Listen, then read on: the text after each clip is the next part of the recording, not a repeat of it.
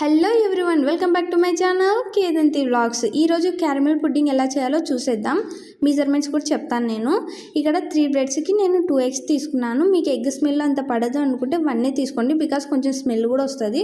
So eggs అన్నీ avoid చేయడమే better అని నా ఫీలింగ్. సో 1 ఎగ్ తీసుకోండి. అండ్ దీనికి 1/2 లీటర్ పాలు తీసుకున్నాను నేను. అండ్ షుగరు 2 టేబుల్ స్పూన్స్ వేసుకున్నాను.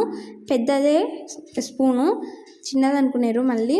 అండ్ వీటన్నిటిని మిక్సీ పట్టేసి పక్కన పెట్టేశాను. నెక్స్ట్ బాండీలో షుగర్ చాలానే తీసుకున్నాను నేను. ఆ క్లిప్ కొంచెం మిస్ అయింది.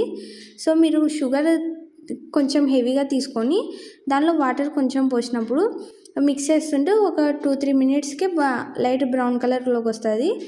వెంటనే ఆఫ్ చేసేయాలి, లేకుంటే అది గడ్డ కట్టిపోతుంది షుగర్ మిక్స్ అనేది. సో నాకు ఇంతకుముందు అలా అయిందనమాట, ఎక్స్పీరియన్స్తో చెప్తున్నాను.